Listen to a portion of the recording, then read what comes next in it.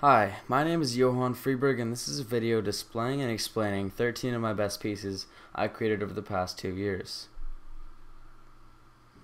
This is a piece I call Industry, and is a sculpture made completely from aluminum wire, a steel nut, and a shaped stone. It was my first independent project assigned to my Art 2 class in 10th grade, March 2011. I sculpted it from 200 14-inch wires that I hammered straight, compiled into a bundle, and then formed into a tree. Each wire was shaped with a patterned hammer to create a thin leaf-like texture, and then I added a nut and wire rope to give a hint to the concept behind the piece, which was kind of a play between the man-made industrial materials and an organic natural scene. The project was based on research done on Mark Golem, a fine artist and a master of wire trees. I contacted him via email and he explained his process to me, and from that knowledge I created this sculpture. Breaking Free is an assigned project I finished in January of 2011. The Art 2 class actually took a trip to the local thrift shop and bought some interesting shoes for each student that we all wanted to sculpt from wire. We came up with a story for about each shoe that we wanted to kind of portray through our piece, and my story about this wedge was about a stripper kind of trying to free herself from her past. And after hitting rock bottom, she left in the night, leaving only her shoe behind, with the broken strap still extending outward. This piece was created completely from aluminum wire and wire mesh. Some of the mesh was spray painted red to give color to the piece, and the sculpture depicts basically just a shoe torn from a foot with a frayed strap reaching out. Interestingly enough, this project originally got me introduced me to wire, which I have continued to utilize as a media for various projects in the past couple of years. It's really been enjoyable working with the material for me. This is a piece called Muse Paper, and the concept behind it was to give ordinary, usually discarded materials life. I created an extremely boxy, cat-like structure from cardboard that I attached ripped pieces of newspaper to with hot glue, creating a type of fur. Personally, I was amazed at how many pieces I could fit onto the sculpture. Progress was slow, but I eventually covered the entire surface. It was interesting to see how the paper could give a furry texture to the piece actually, and how I could get all the newspaper fur to face in the same direction. The work actually ended up being soft to the touch, which enables this piece to not only be visual, but also tactile, enhancing the concept of giving ordinary materials life. The cautious eyes and the tilted ears give the animal a sense of emotion that I find very successful. Even my own pet at home believes this little guy is alive. Fireswept is a piece about standing one's ground in a time of delusion and ambiguity. New images are being thrown at us by media every second of the day, and it's important to not be swayed by them without reason. This piece depicts a tree being swept by a storm so harsh that it scorches the ground. Despite branches blowing in the wind, the roots of the tree stay fixed and protect the ground beneath them. Under the base of the tree, however, the wood remains untouched, while surrounded by charcoal and ash. I created this work from a 60-foot long copper telephone cable that I cut into meter-long sections, each of which I straightened.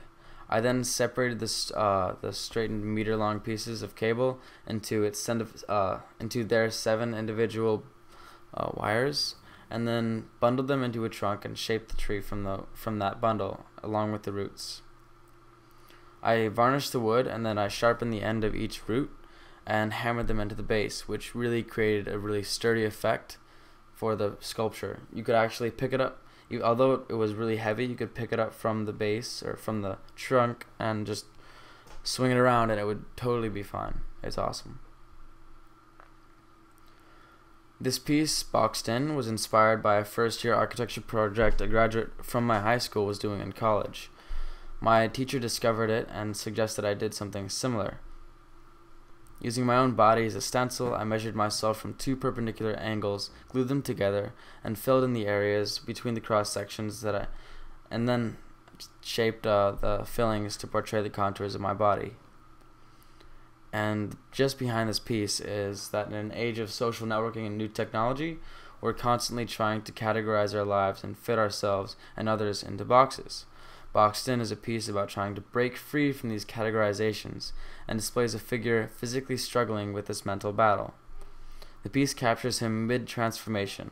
No longer human, he is turning into an inanimate object, a simple cardboard box to be filed away with the rest. On a side note, I apologize for the unprofessional pictures of this piece. My studio space was a little bit limited for this massive sculpture that was supposed to actually be hanging from the ceiling normally.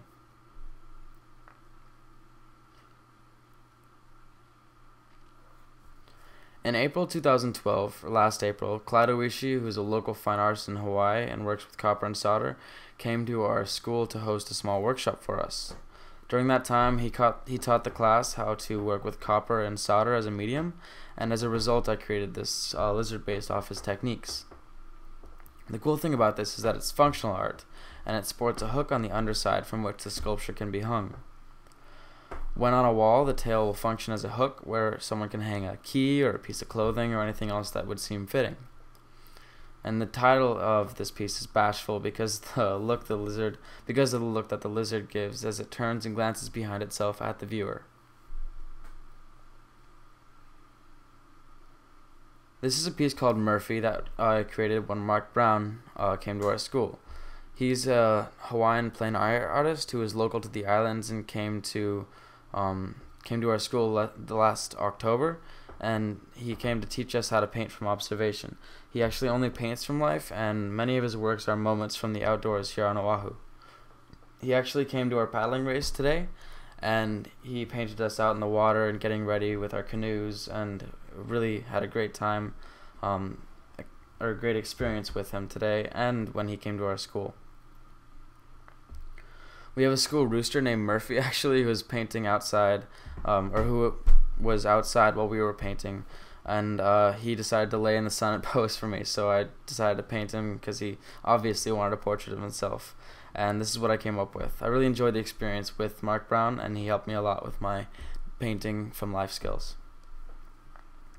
This here's a self-portrait that was assigned as kind of a symbolic piece about our personalities, and I kind of just wanted to draft a house, so I related it to my love of architecture and simply drew myself in front of a home by Charles Cuniff, an architect in Aspen, Colorado.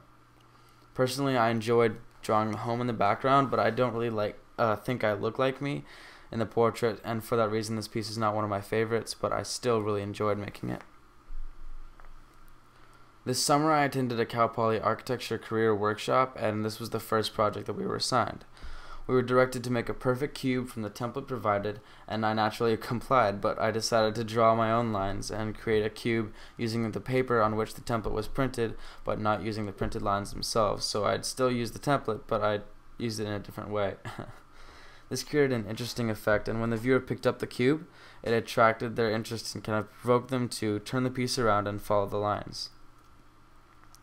We then expanded on these projects and created a sculpture that linked two cubes together, an orange one and a gray one, and the final piece I made depicts kind of the linkage between the two. This here was another project I did at Cal Poly this summer, and the concept behind it was that we were supposed to depict the music that they were making us listen to while we were making the sculpture. The entire student body was divided into partners, put into a massive room, and then sent to work building hanging sculptures while listening to abnormal loud music. My partner and I decided there was a lot of repetition with variation in the songs, so we created a piece that kind of demonstrated that idea. As you can see, there's lots of repeating but varied factors in the piece.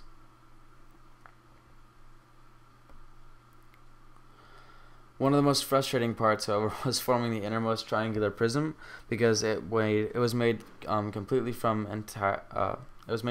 pasta and rubber bands, and the strands of pasta kept breaking. It was still fun working with a weird material like this, though. This again was a project done at Cal Poly, and our assignment was to create a structure that spanned 3 stairs on a particular part of the campus in an interesting way. I knew triangles could be used to make a variety of different shapes, so I created this sculpture exclusively from triangles. It was a fun study on space and how simple shapes can be repeated to create interesting forms. And the triangles, I also thought it was cool that the triangles created some, or casted some really interesting shadows as well. Overall, this is one of my favorite projects at Cal Poly, and I wish I could have taken it back to Hawaii with me. This project here was a Cal Poly study on how light falls on the earth during the year, and we were given a layout of a landscape and asked to install a lap pool, a hot tub, and a seating area that were lit or shaded during different parts of the year. This project had a diagram that was attached with a pin sticking out of it. When the shadow of the pin fell on the corresponding markings on the chart for specific days, the shadows for that day would be simulated in the work. This we used to see how light would fall on our structures during the year.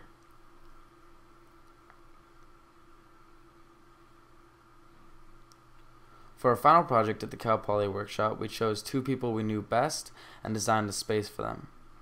Each studio was given a theoretical cardboard landscape that was divided by pink string into different lots on which we built. I designed my dwelling for myself and another girl I knew back at home.